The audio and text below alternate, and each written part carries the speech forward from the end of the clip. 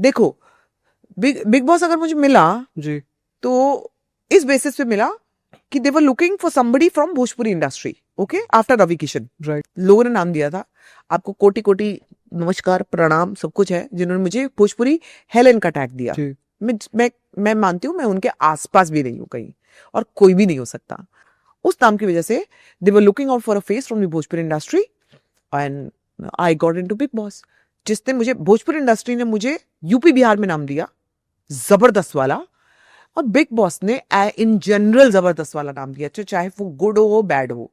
Bhojpuri film industry में मेरा या तो कोई मैं किसी को भाई बोलती हूँ या दोस्त बोलती हूँ, क्योंकि या तो मुझसे कम एज वाले हैं, जैसे पवन हो गया या फिर खेसारी हो गया। खेसारी तो बिल्कुल ही मतलब मैं भाई बोलती हूँ उसको, वो बहन बोलता है, दीदी बोलता है मुझे। बहुत डिटेलिंग में नहीं जाके कुछ लड़कियों ने अति मचाई भी है। एक होता है कि कुछ लड़कियों की ये वो रही, कहते हैं ना मतलब ना चाहते हुए भी करना पड़ा जी, क्यों, वो बेचारी क्या करती है, मैं उनके सपोर्ट में बात कर रही हूँ। So with all due respect to everyone and I love each and everyone. कई लड़कियां भी गलत हैं, ऐसा नहीं मैं बोल रही हूँ, लेकिन मेजॉरिटी में मैं यही बोलूंगी कि लड़कियां रियल में टैलेंटेड हैं, वो मौका नहीं मिल रहा है। हम बड़ा इजीली बोल देते कि यार जनता ही जब फुअड़ता देखना चाहती है तो हम क्यों ना परोसे, जनता ही गंदा गंदा देखना चाहती है। हम जब कुछ अच्छा दिखाएंगे तो वो देखने वाले भी लोग बैठे हैं, बिल्कुल। अब बनाओ तो। आप बड़ी जल्दी आप कह देते हो कि ये करके ना ऐसे कर दो, यही तो लैक कर रहे हैं। वो सही तरह से एस्थेटिकली शूट क्यों नहीं कर सकते हो आप? आपको मालूम है, मैं अभी तक मुझे याद है, मैं लखनऊ गई थी गाने की शूटिंग के लिए।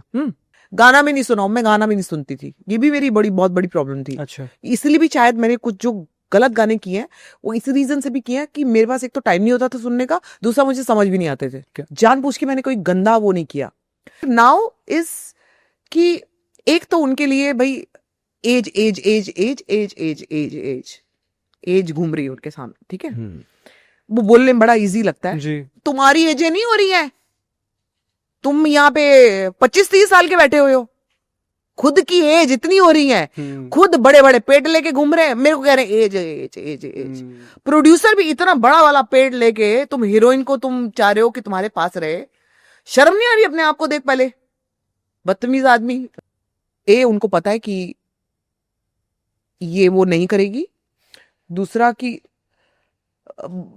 अगर हम बोल दिए तो क्या होगा, अगर ऐसी बात बोल भी दी। आप मुझसे जब जेन्युइनली पूछोगे ना, मैं खेसारी को बहुत प्यार करती हूँ, पवन को मतलब वो पगला है, बहुत प्यार करती हूँ, और ऐसा मुझे भी लगता है कि पवन मुझे बहुत प्यार करता है, मुझे दोस्त बोलता है और मुझे लड़का बोलता है। मैंने पवन से मिली भी थी और मैंने पवन को बोला भी था, पवन एक गाना करते हैं, ए बेटा गाना करना ही है, बोल दिया तो बोल दिया। संभावना ने एक बार बोल दिया, इस बात को 1.5 साल तो हो गए, वो किधर है मेरे को पता नहीं है, मेरे दोस्त है, मैं बार बार नहीं बोल सकती ये चीज ना, ये तो अंडरस्टूड है, ये वो नहीं कर रहा है। ऑनेस्टली अगर मैं ये बात खेसारी को बोलूं, जो कि मैं कभी नहीं बोलती, लेकिन मैं ये आपको डंके की चोट पे बोल सकती हूँ, अगर मैंने खेसारी को बोला भाई ये गाना करना है, वो कहेगा आ जाओ दीदी कर लेगा, तैयार करता हूँ गाना, दीदी आ जाओ कब करना है, अच्छा गाना लाते हैं। क्योंकि मैं आपको बता दूं, मेरा जब गाना रिलीज हुआ था तो खेसारी ऐसा बंदा था जो कि शायद एक रील के 6-7 लाख तो लेता ही होगा एक रील बनाने के। उसने बोला दीदी आ जाओ इधर गाना देख लेना। अच्छा। सबसे पहली जो रील जब मेरी सोशल मीडिया पे आई थी वो खेसारी के साथ थी। सो खेसारी ऐसा बंदा है। पवन बहुत प्यारा है लेकिन थोड़ा कान का कच्चा है वो अगर अगर जैसे सब अच्छी बातें हो गई लेकिन पवन के साइड पे आके बोल देना नहीं यार भाई यार हो नहीं लेना है भाई, नहीं काम करेंगे इनके साथ। मैं कहती हूँ क्यों सुनते हो यार दूसरे की बातें यार, पता है तुम्हारी दोस्त हूँ, तुम्हें पता है ये बंदा तुम्हारा दोस्त है, क्यों सुन रहे हो? कान भरने वाले लोग भी तो बहुत है ना इधर। कोई क्या करे, क्या करोगे? Unfortunately Dinesh is one person, Dinesh Lal Yadav की बात जी, कर जी, रही हूँ जी। मैं। इतनी जितनी उसकी रिस्पेक्ट दिल से करती हूँ, जितना प्यार मैं उसको दिल से करती हूँ, इतना मैं किसी को नहीं करती। ऑब्वियसली बीच में मिसअंडरस्टैंडिंग तो नहीं थी, जी, लेकिन अंडरस्टैंडिंग के चलते वी अनफॉलोड ईच अदर।